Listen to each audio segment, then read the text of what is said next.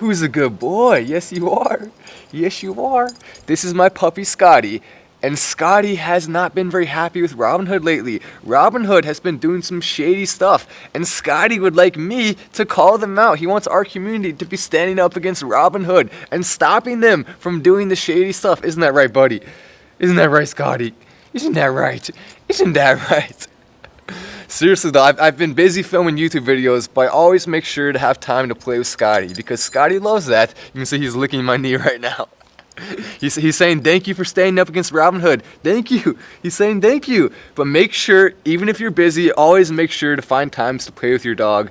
That's the best thing you can do. It makes them happy, makes them enjoy life more. Dogs are people too. Dogs are people too. Isn't that right, Scotty?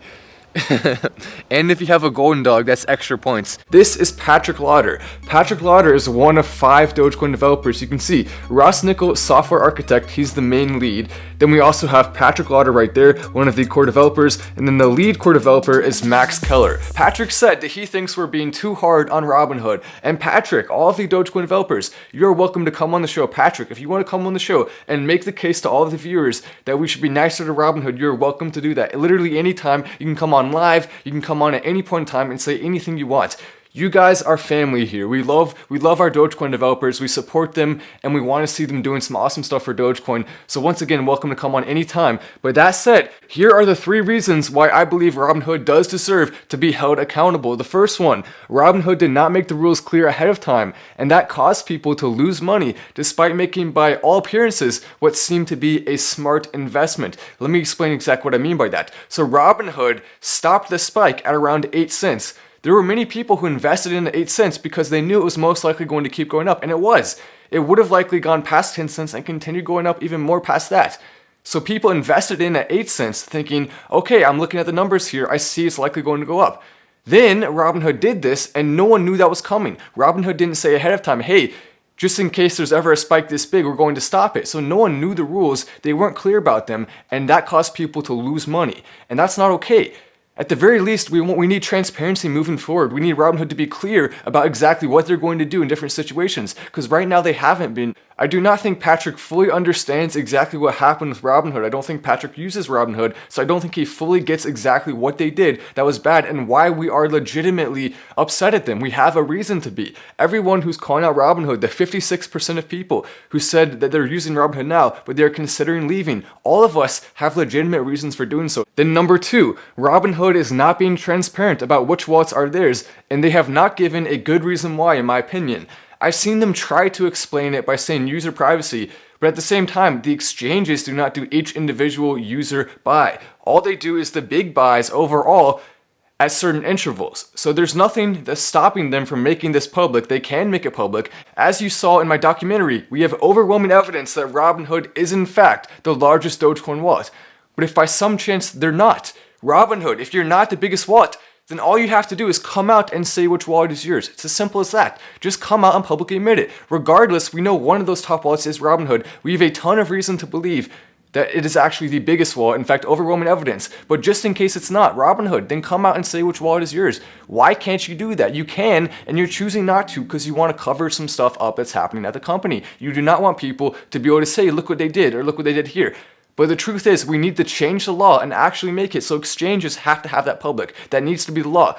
They clearly don't want to do it themselves, and there's reasons for that, because they do not want the people to see what they're doing. But the people deserve to see what they're doing if they're going to use the platform. Exchanges, come out and be honest and open and show your wallets. It's as simple as that. Then number 3, Robinhood's customer service department could use some major improvements, A lot of people complaining about things like not being able to get access to their funds being stopped. A lot of people complaining about all sorts of different problems, and they can't reach Robinhood to get it resolved. Robinhood could absolutely spend some of the profits they are making, spend some of those profits on improving the customer service department. It does take some money. It does mean you'll make a little bit less money overall, Robinhood, but that's the right thing to do. Also, when you think about Robinhood, if 56% of people who say they're considering leaving, if those 56% leave, and a lot of them already are leaving, then you're going to lose way more of those profits than if you just actually make the changes, be transparent, be open, be honest, admit all of these things, come out and apologize. This is relatively easy to do. You can do all of those things. It's not that hard. All it takes is for you to say, now is the time we're going to come out and be on the people's side. Actually be on the people's side, as your name suggests. I know you're trying some things, but what you're trying isn't enough to make people happy, and that's why people need a voice. Everyone is making these tweets go so viral because people have needed a voice for so long. No one's been willing to stand up to Robinhood, and now is the time. We have to do it. We have to stand up to Robinhood, or else we're going to see a lot of other institutions doing some of the same shady stuff. The biggest one of the biggest ones, Robinhood, when it comes to Dogecoin and other investments, we need to be calling them out. Because if we don't, and we allow them to get away with it, then what's going to happen is the next exchanges are going to do some of the same shady stuff. We're calling out Robinhood because we want to stop and prevent some of the corruption that is almost certainly going to happen if we are not calling out those in power. I want to use my platform, use my voice, use our community. It's all of us together.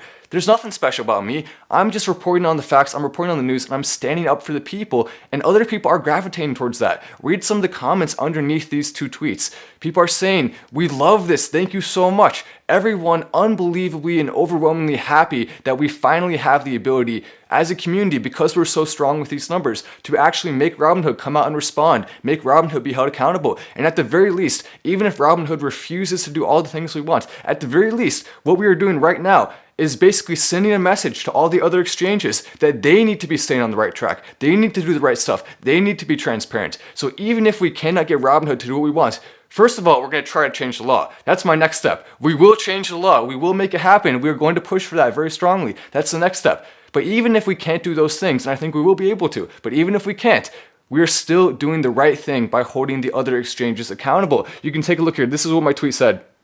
Patrick Lauder, one of the 5 Dogecoin developers, thinks that we are going too hard on Robinhood. I feel like Vlad Tenev, CEO of Robinhood, must have sent him an email and possibly a little money. And yes, that's mostly a joke. I don't have any evidence for that. I mean, technically it's possible, because it does seem a little weird that Patrick is kind of defending Robinhood here. It seems a little weird. So technically that's possible, but mostly that was just a joke. I mean, I don't think that Robinhood is actually paying Patrick. I'm just kind of playing a little bit here, having some fun. Then after that, I said, don't hide, come on the show. Do not be hiding, come on the show. Keep in mind, Dogecoin developers equals family. We love them. We support them. We'll help them out as much as we possibly can. That's the goal here. We're on the same team, obviously. We all love Dogecoin, and we want to see it be successful. So come on the show.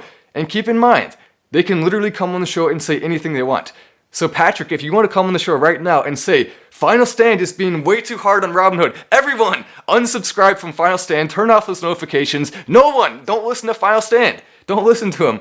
I wouldn't like that very much, but I would let you come on the show right now and say that. I'm serious. I want everyone who's part of this, everyone to have an open platform. If you want to criticize me, you're allowed to do that, and I will even talk about it.